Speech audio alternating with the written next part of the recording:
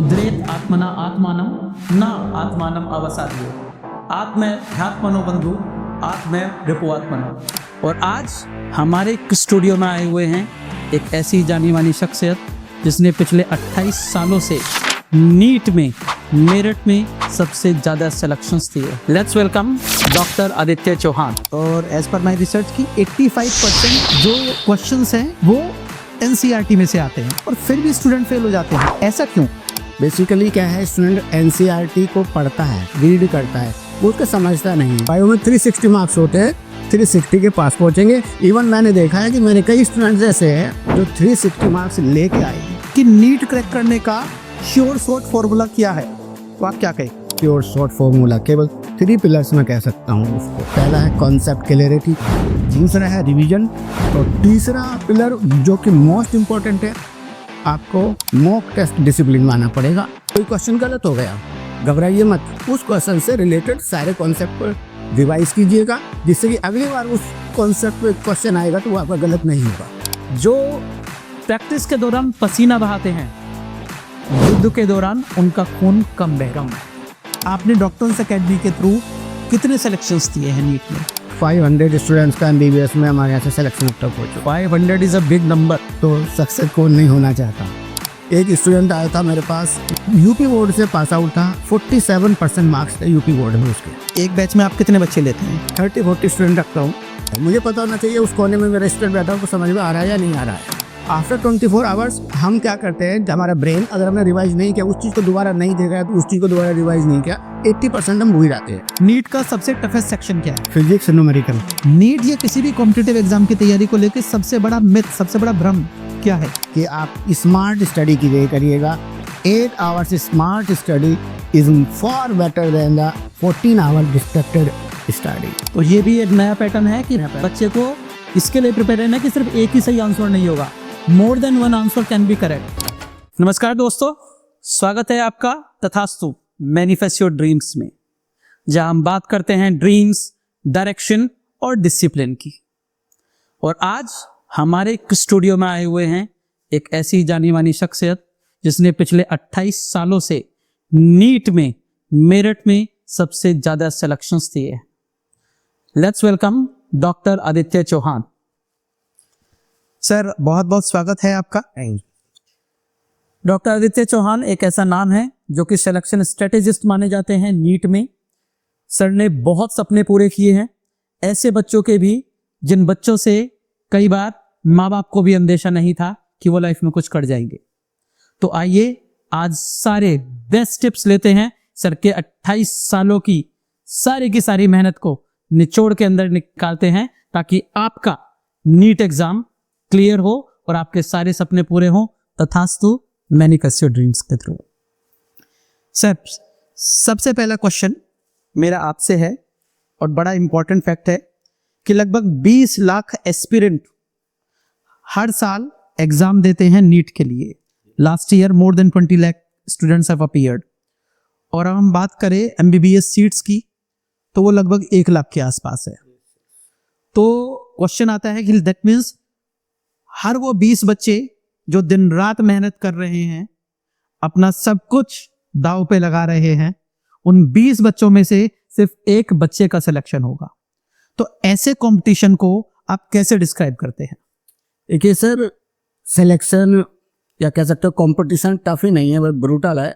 और आज की डेट में हम देखते हैं कि लगभग टॉप 10% स्टूडेंट्स केवल 60 to 70 मार्क्स के बीच में ही आ जाते हैं। 720 मार्क्स का पेपर होता है नीट का, और पहले जो टॉप 10% स्टूडेंट्स हैं वो 60 या 70 मार्क्स के बीच में उनकी रैंक बनती है। तो हमें इस सर्कल में आने के लिए सिलेक्शन इस बात का नहीं कि 20 में से एक का होगा। कोई भी एस्पिरेंट हो उसे ये देखना है कि वो उस सर्कल में कैसे आए, और उस सर्कल में आने के लिए टॉप 10% स्टूडेंट में आने के लिए उसे उस सर्कल में आने के लिए उसे क्या करना है, केवल नॉलेज ही नहीं बल्कि प्रिसीजन करना है, प्रिसीजन से करना है, उसका फोकस करना है। जो स्टूडेंट फोकस करना जानता है उसका सिलेक्शन 100% होगा। और टफ तो है, इसमें कोई बात।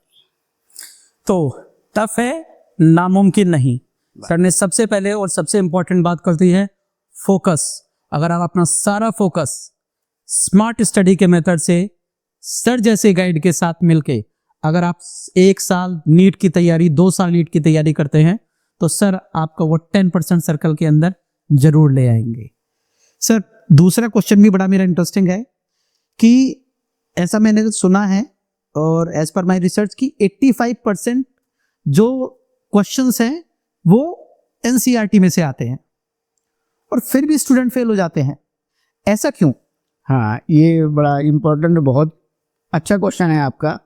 बेसिकली क्या है, स्टूडेंट एनसीईआरटी को पढ़ता है, रीड करता है, वो उसको समझता नहीं है, जबकि ज़रूरत होती है कि कॉन्सेप्ट क्लियर करे कि इस लाइन में क्या गूढ़ सीक्रेट छुपा हुआ है, उसको उसे फोकस करना है। क्योंकि उस तक आजकल जो ट्रेंड बन रहा है क्वेश्चन का वो स्किल बेस्ड क्वेश्चन पेपर बन रहा है। तो ये नहीं कि हमने लाइन रट ली है एनसीईआरटी को और उसके बाद में क्या कर रहे हैं, एनसीईआरटी को अंडरलाइन कर लेने के रिवाइज नहीं कर रहे हैं। जब तक आप एनसीईआरटी को बार बार रिवाइज नहीं करेंगे, कम से कम 10 से 15 बार आपको रिवाइज करनी पड़ेगी, तब हर एक लाइन का सीक्रेट आपको पता चलेगा, उसके ऊपर क्या क्वेश्चन बन सकता है, उसकी क्या लैंग्वेज आ सकती है, तब आपको पता चलेगा। तो जरूरी ये है कि हम एनसीईआरटी को बार बार रिवाइज करें। जितनी बार हम रिवाइज करेंगे उतनी ही बार हम बायो में लगभग 360 मार्क्स होते हैं, 360 के पास पहुंचेंगे। इवन मैंने देखा है कि मेरे कई स्टूडेंट्स ऐसे हैं जो 360 मार्क्स लेके आए हैं। अरे वो, जिसमें से केजीएमसी में प्राची तेवतिया है, एमबीबीएस कर रही है, एलएलआरएम मेरठ में ही प्रेरणा तंवर है, और एक मेरा स्टूडेंट है शिवम, वो पूना में मेडिकल कॉलेज में एमबीबीएस कर रहा है, 360 में 360 आए हैं। एक स्टूडेंट है मेरी मेरठ की है, 2024 में सिलेक्शन हुआ है, रीत, सोनभद्र मेडिकल में 360 में 360 मार्क्स आए हैं। उसका केवल एक ही पॉइंट है कि उन्होंने एनसीईआरटी को बार बार रिवाइज किया, हर लाइन को कॉन्सेप्चुअली क्लियर किया, और कोई लाइन समझ में नहीं आ रही, इवन वो मुझे फ़ोन पे भी क्लियर करते, सर इस लाइन का मतलब क्या होगा।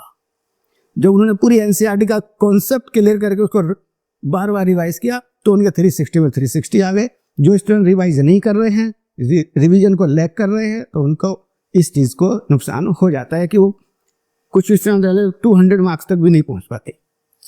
देखिए, जहाँ पे बच्चे 200 मार्क्स भी नहीं नीट पे ला पा रहे हैं, सर के पढ़ाए हुए बच्चे, ट्रेन किए हुए बच्चे 360 out of 360, that means 100% perfection के साथ उस पेपर को अटेम्प्ट कर रहे हैं और 100% परफेक्शन के साथ उसमें आंसर लेके आ रहे हैं।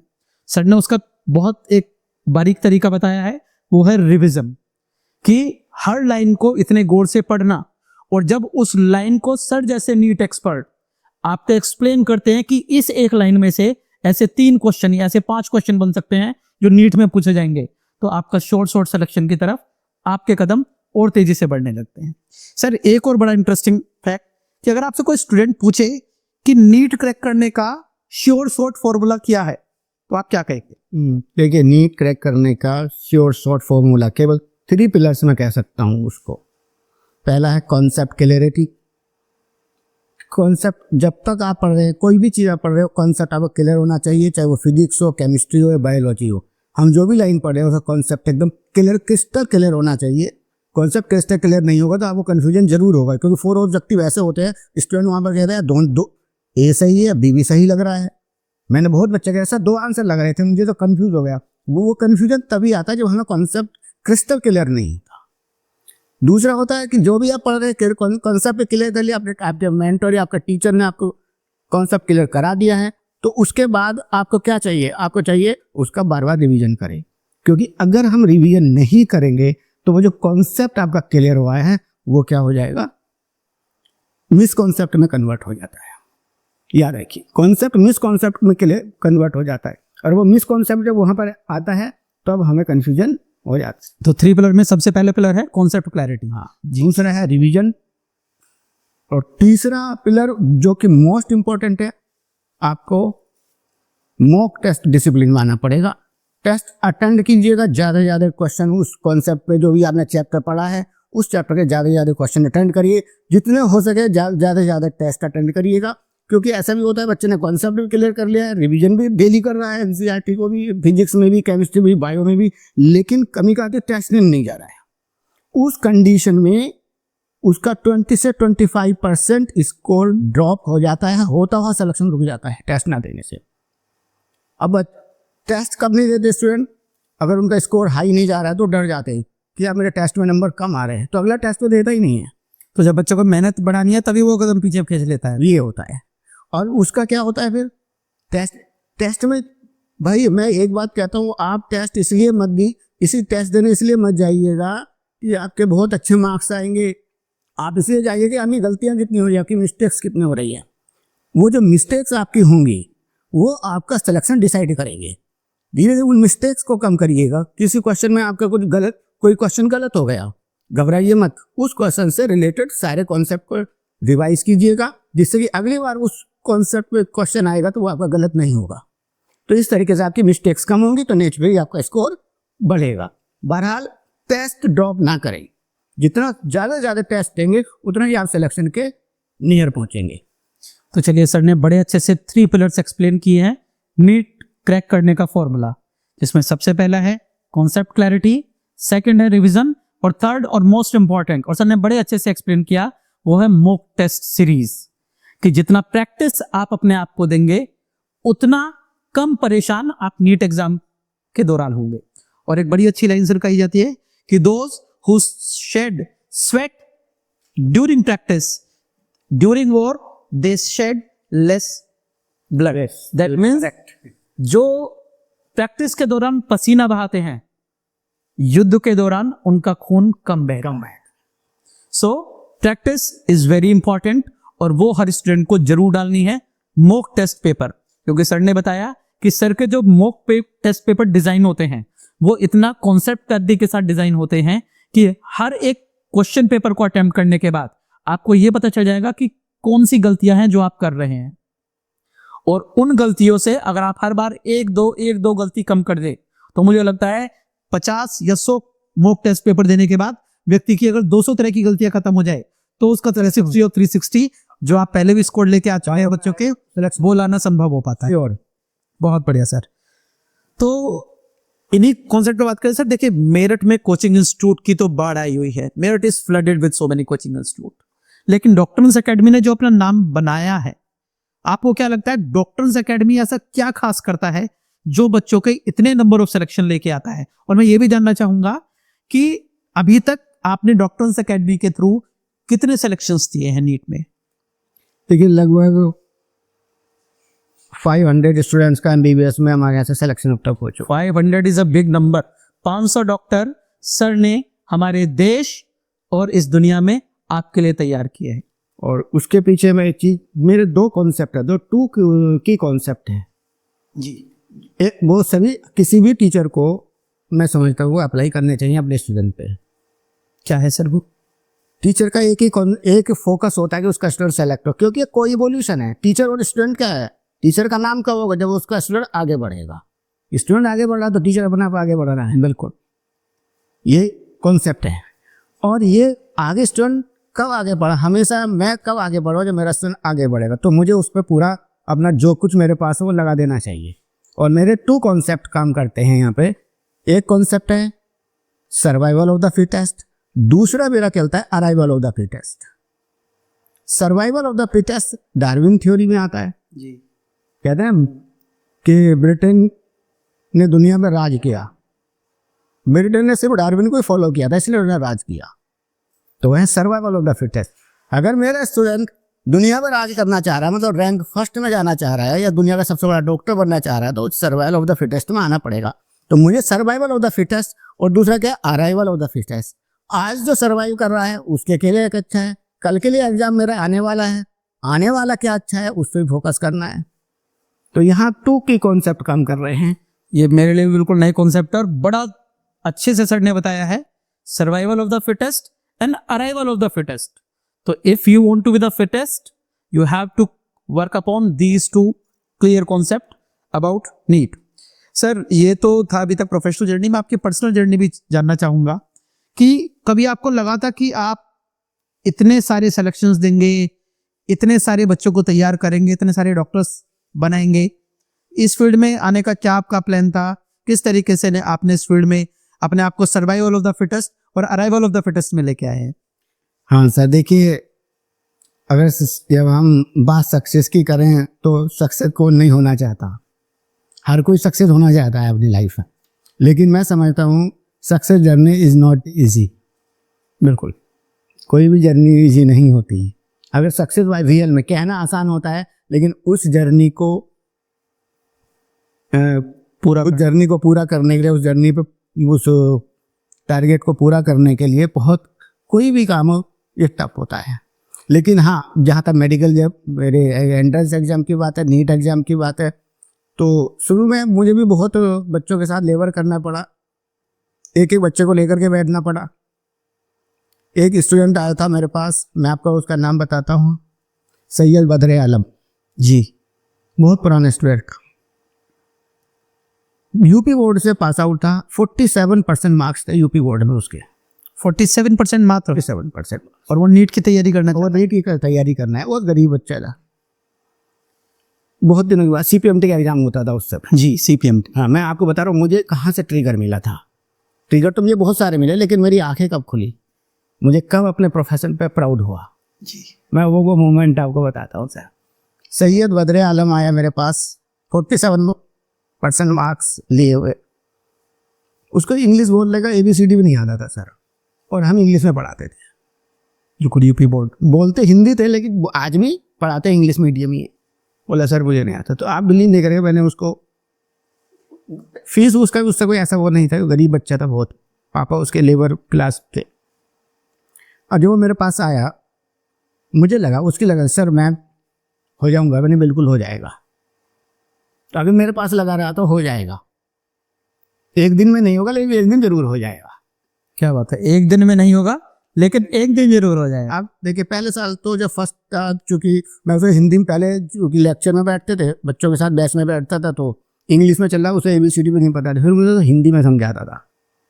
तो एक साल में तो उसको इंग्लिश समझ में आना शुरू हुई, इंग्लिश में पढ़ा कैसे जाएगा, बेस तैयार किया आपने। फिर सर, खैर सर शॉर्ट में बताता हूँ, ज़्यादा बात नहीं करूँगा। बहरहाल उसका सिलेक्शन CPMT में हुआ, उसका AME में हुआ, और फाइनली उसने AMU से MS किया, मास्टर ऑफ सर्जरी। MBBS करने के बाद MS किया उसने, आज वो बहुत अच्छा सर्जन है। अरे तो तब मुझे लगा, फिर देखेगा उस बच्चे को, अब मैं उसके पेरेंट और भी आए लोग मेरे पास, बहुत बच्चे आए, बहुत गरीब भी आए, वैसे भी आए। लेकिन जब मैं फाइनली जब स्टूडेंट को देखता हूँ, उन्हें कि वो वाइट कोट में दिखाई दे रहे हैं, मेरे पास अपनी फ़ोटो भेज रहे हैं कि सर मैं मेडिकल कॉलेज में हूँ, और उनके पेरेंट्स का ग्रेटिट्यूड देखते हैं, बहुत मतलब ऐसा कि वो टीचर को क्या समझते हैं, उस दिन मुझे रियलाइज़ हुआ कि इतना ग्रेटिट्यूड सब कुछ देखते हो तो ऐसा लगता है यार, this is not a profession, this is the responsibility to my nation. बहुत सुंदर सर, बहुत सुंदर। तो मुझे एहसास हुआ, और उसके बाद सर मैं आगे बढ़ता गया, स्टूडेंट्स को अपना जितना मेरे पास हो सकता है, इवन मैं कहता हूँ कि मैं शाम को डेली का मेरा प्रोग्राम है सर, इवनिंग में 8 to 9 कहता हूँ। मोबाइल में भी अगर पढ़ते हुए कोई आपको डाउट क्लियर है ना, आफ्टर 8 PM, तो पढ़ते पढ़ते कोई डाउट आ रहा है, मुझे फ़ोन लगाइएगा और मैं आपके फ़ोन पे ही डाउट क्लियर करूँगा। क्या बात है इसकी। इंस्टीट्यूट की तो बाद में कल की बात हो जाएगी। हाँ, तो आज जो पढ़ रहे हो मुझे फ़ोन करिएगा, जिस मोमेंट क्वेश्चन माइंड में आ जाए उसी मोमेंट सॉल्यूशन ले ली। क्या बात। अगर पढ़ते हुए लग रहा है कि या कन्फ्यूजन हो रहा है, ये लाइन मुझे समझ में नहीं आ रही है NCERT की, या सर ने जो आज पढ़ाया था वो उसमें मुझे कुछ डाउट हो रहा है, या क्वेश्चन सोल्व कर रहा है वो, क्योंकि मेरा मेन फोकस रहता है क्वेश्चन पे, तो मैं कहता हूँ जो भी क्वेश्चन करो क्लियर करो, उसका कॉन्सेप्ट, इसका आंसर क्यों है ये पता होना चाहिए। रटो मत रहा क्वेश्चन का आंसर, क्वेश्चन का आंसर मत रटो, बल्कि ये इस बात पे फोकस करिएगा इस क्वेश्चन का ये आंसर क्यों है। तो जब वो पता लग जाए, रीजन पता लग जाएगा, आपके 10 क्वेश्चन और अगले अपने आप ही सोल्व हो जाते हैं। बिल्कुल। तो इस चीज़ पर सिर्फ फोकस रहा, और 24 आवर्स अवेलेबल रहता हूँ, केवल 1-2 घंटे को मैं मना कर देता हूँ दिन, जैसे वो इवनिंग में पूजा पाठ का थोड़ा टाइम होता है, मना कर देता हूँ। बहुत बढ़िया सर। और सर आपने मुझे बड़ी अच्छी 2 USP बताई थी कि डॉक्टर्स अकेडमी में जो आप खास करते हैं।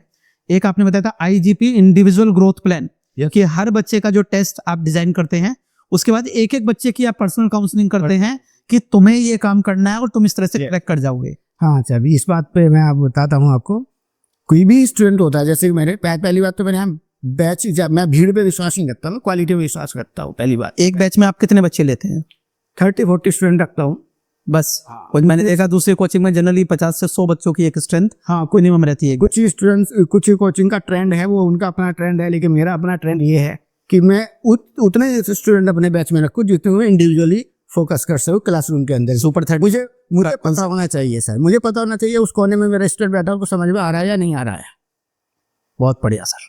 अगर उसे समझ में आ रहा है तो कुछ क्वेश्चन को तो पता चल जाता है। मैं फेस रीडिंग कर लेता हूँ, किसको समझ में आ रहा है किसको नहीं। ये मुझे लगता है टीचर्स के अंदर सुपर पावर होती है कि बच्चा क्वेश्चन ना भी पूछे तो भी पता चलता है इस बच्चे को इस पॉइंट पे डाउट है, और वो अपने आप ही बेटा ये वाला पॉइंट दोबारा बताऊं, या फिर आप खुद क्वेश्चन करते हो और खुद ही आंसर करते हो। अगर वो फोकस नहीं, ये टीचर की सुपर पावर में से एक। और जब वहाँ 28 साल का एक्सपीरियंस हो और आपके पास सिलेक्शन स्ट्रेटेजिस्ट बैठे हो तो उनका ये एक्सपीरियंस और बढ़ जाता है। पर्सनल अटेंशन देना, किसी स्टूडेंट के मार्क्स कम आ रहे हैं तो मैं उसके पेरेंट्स को ही बोलता हूँ कि इसका स्टडी प्लान क्या चल रहा है घर पे, और इस स्टूडेंट को तो डिस्कस करता ही हूँ पहले कि मार्क्स कम क्यों आए, क्या दिक्कत है, क्या प्रॉब्लम रही, समझ में नहीं आया, या मान लीजिए आपके रिवीजन में प्रॉब्लम हो रही है, या होम स्टडी पे कोई प्रॉब्लम आ रही है, घर में कोई प्रॉब्लम है तो बताओ मेरे को।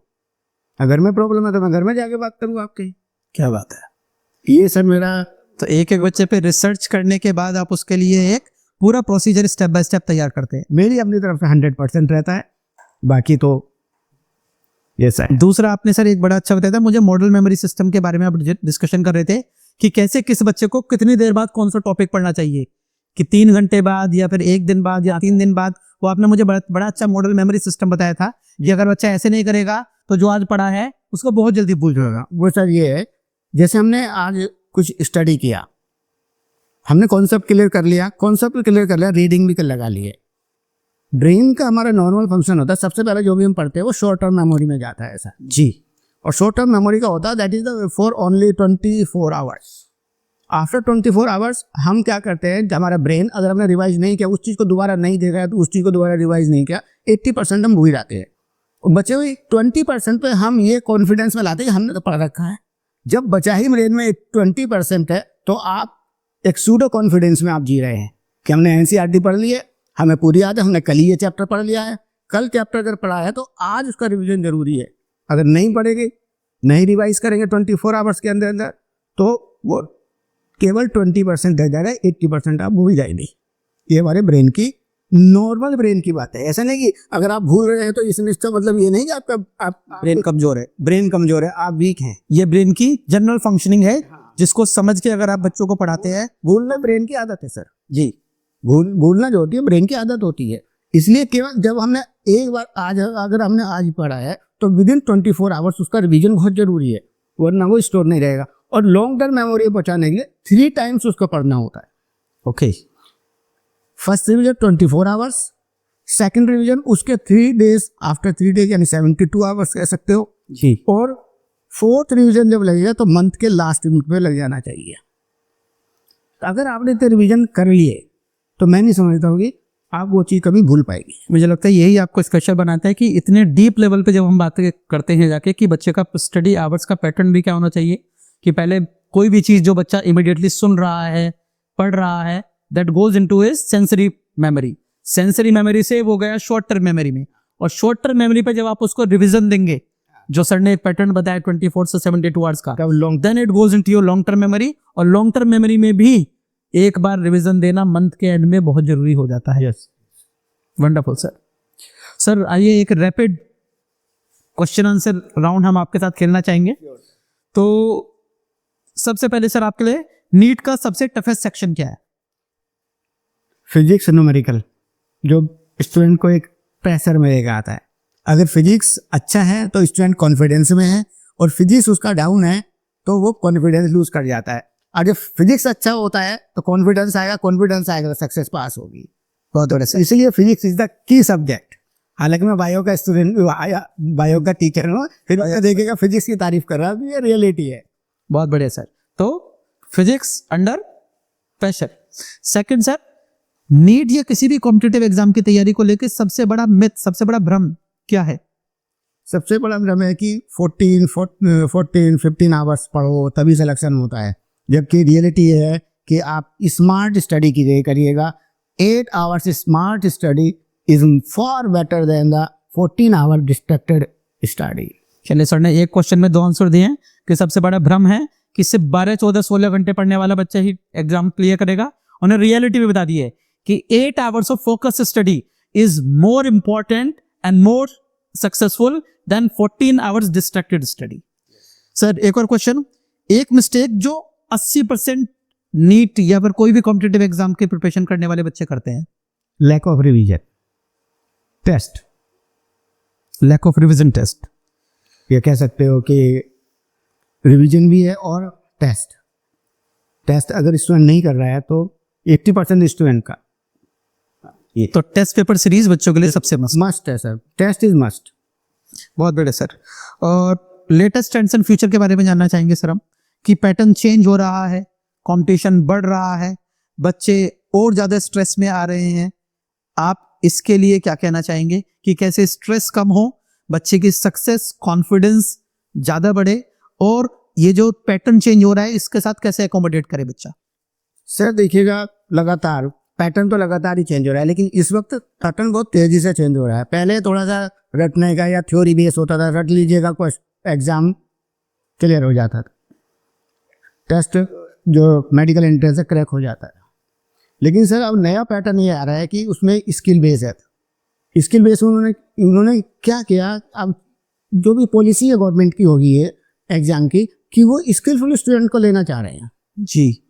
अब रोड मेमोराइजेशन नहीं, कॉम्पिटेंसी बेस्ड और skill based questions, skill base, और आई थिंक ये केस बेस्ड स्टडीज, उसमें इन तीनों पे ज्यादातर क्वेश्चंस बेस्ड रहा। वो इसीलिए कि उसका स्किल देखना चाह रहे हैं कि आगे आने वाला डॉक्टर बहुत स्किलफुल हो। बिल्कुल, जैसे आईआईटी में होता, अब उन्होंने मेडिकल में भी इसको कर दिया है। अब क्या है सर, उसके लिए उन्होंने क्या किया है, स्टेटमेंट टाइप क्वेश्चन डाल दिए, एज एन रीजन क्वेश्चन डाल दिए, और पेपर इस तरीके से जो क्वेश्चन को इस तरीके से फ्रेम किया जाए वो टाइम कंज्यूमिंग भी हो।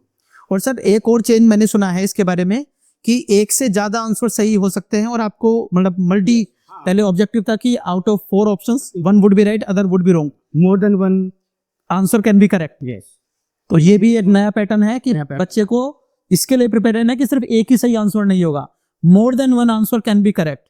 और पेपर टाइम कंज्यूमिंग हो रहा है। हाँ सर, टाइम फ्रेमिंग कैसे बच्चा करे? मुझे लगता है कि बहुत सारे बच्चे को आने के बाद भी छूट जाता है। क्यों? क्योंकि टाइम देखिए ये मैनेजमेंट बच्चे का अच्छा नहीं। वही बात आ गई है सर, वहीं पर हम घूम करके वहीं पर आ गए हैं। हमने कहा practice makes a man perfect. जी, जब हम किसी रास्ते में अपनी गाड़ी लेकर जाते हैं ना, शुरू के दिन जब जाएंगे कहीं किसी भी जर्नी पे तो हमें टाइम ज़्यादा लगता है, दूसरी बार जाएंगे और कम जाएगा, 3-4 बार जाएंगे तो हमें देखा होगा टाइम कम लगता जाएगा। आदत पड़ जाएगी, आपको पता रहता है कहाँ ब्रेक मारने है, कितनी तेज चलना है, रास्ते कहाँ एक्सीलरेट करना है। तो वो रास्ते में जब बार बार जाएंगे तो हमारा पता होता है कहाँ क्या चीज़ है, कहाँ गड्ढा है, कहाँ वैसे है, वो स्पीड मेंटेन करके हम बहुत सारा टाइम सेव करते हैं। जबकि फर्स्ट डे हम जब जर्नी पे गए तो बहुत ज़्यादा टाइम लगा था। वो वैसे ही एग्जाम का है, जब हम क्वेश्चंस का रिवीजन करेंगे, क्वेश्चंस की प्रैक्टिस ज़्यादा करेंगे, जब क्वेश्चंस को रीड करने की अगर ज़्यादा आदत होगी हम उसको स्पीडली पढ़ना शुरू कर देंगे। तो केवल एक ही तरीका है, आप ज़्यादा से ज़्यादा क्वेश्चन कीजिएगा और न्यू पैटर्न पाइए क्वेश्चन, पुराने पैटर्न के क्वेश्चन पे मत जाइएगा क्योंकि वो सीधे सीधे होते हैं। अब जो नए न्यू पैटर्न क्वेश्चन है उनकी ज़्यादा प्रैक्टिस करो। जितनी ज़्यादा प्रैक्टिस करेंगे उतना ही हमारा टाइम कम लगेगा। सिर्फ एक ही बात है, कॉन्सेप्ट क्लियर कीजिएगा, रिवीजन कीजिएगा और मैक्सिमम क्वेश्चन प्रैक्टिस करिएगा। अगर क्वेश्चन प्रैक्टिस नहीं हो रही है तो समझिए आप कितने भी इंटेलिजेंट हैं, कितनी भी आप रिवीजन कर रहे हैं, आपके हम तो 15 घंटे पढ़ रहे हैं, 20 घंटे पढ़ रहे हैं, टेस्ट नहीं कर रहे तो स्पीड स्लो हो जाएगी, वहाँ क्वेश्चन छूट जाएंगे। ज़्यादातर बच्चों के बच्चे छूट जाते हैं। पिछले साल आपने देखा होगा पेपर में फिजिक्स का कंप्लीट पेपर अटेंड नहीं कर पाए वो, बिल्कुल लास्ट में सबने फिजिक्स की और वो फिजिक्स में टफ आ गई, बायो वैसे लेंथी हो गया पेपर। तो 180 क्वेश्चन होते हैं नीट में, वो क्वेश्चन ही अटेंड नहीं कर पाई। तो उसके रीजन वही है कि वो उन्होंने कंप्लीट प्रैक्टिस क्वेश्चंस की नहीं की। So practice that is very important. Yes. और सर लास्ट मैसेज जो आप कॉम्पिटिटिव प्रिपरेशन वाले बच्चों को देना चाहेंगे, नीट एस्पिरेंट्स को देना चाहेंगे? देखिएगा कंपटीशन टफ है, रिवीजन कीजिएगा, कॉन्फिडेंस रखिए। नंबर 1 बात कॉन्फिडेंस रखिएगा, अपने पे कॉन्फिडेंस होना चाहिए और ये भी होना चाहिए कि भाई जर्नी यहीं रुक जाती है। ये कोई फाइनल वर्डिक्ट नहीं है कि बस यहीं पर आकर काम फिनिश हो गया। मूव ऑन करिएगा, मूव ऑन करने का आदत रखिएगा। गिरते हैं फिर उठ करके ऊपर चढ़ते हैं। जर्नी को कैरी ऑन रखिएगा, कंटिन्यू रखिएगा। दूसरों से बिल्कुल भी कंपेयर नहीं करना है कि उसके इतने आ रहे हैं। अपने ऊपर ट्रस्ट रखिएगा, विश्वास रखिएगा। हर बार खुद से बेहतर करना है, हर बार सबसे बेहतर करना है। यही नेचर आपको सफल बनाएगी, सक्सेस देगी। बहुत बढ़िया। तो सर की पूरी जर्नी हमने जानी, नीट एस्पिरेंट के क्रैक कोड्स हमने जाने, किन चीज़ों का ध्यान रखना है, क्या करना है और क्या नहीं करना है। सर बहुत बहुत धन्यवाद आपका। और मैं गीता जी के श्लोक के साथ आज के इस मीनिंगफुल कॉन्वर्सेशन को कंक्लूड करना चाहूँगा। जो भी सर ने लास्ट में कहा भी था कि श्री कृष्ण भगवान ने गीता जी में लिखा है, उद्धरेत आत्मना आत्मानम ना आत्मानम अवसादियेत, आत्मैव ह्यात्मनो बंधु आत्मैव रिपुआत्मना। That means it is a duty of self to lift himself by himself and let nobody drag himself down, because you both are friend and foe of self. That means स्वयं का उद्धार करना स्वयं का ही कार्य है। So if you really want to find an institute जो एक एक बच्चे पे मेहनत करके उसके सपनों को पूरा करके लेके आए, तो please visit for demo sessions to doctors academy. आपके एग्जाम अभी रिसेंटली फिनिश हुए हैं मोस्टली बच्चों के। हम चाहेंगे कि अगर आप मेरिट में एक सबसे अच्छा नीट एस्पिरेंट के लिए एक सबसे बेस्ट इंस्टीट्यूट ढूंढ रहे हैं, तो विजिट डॉक्टर्स अकेडमी नाउ। नीचे दिए गए नंबर पे आप डॉक्टर आदित्य चौहान और डॉक्टर्स अकेडमी के साथ कनेक्ट कर सकते हैं। Plan smart, play big, remain consistent. And because I would like to say कि selection is not a chance, the selection does not happen by chance, it is by strategy. So selection is not luck, it is strategy. So welcome and thank you so much, Dr. Aditya Chauhan. It was wonderful meeting you.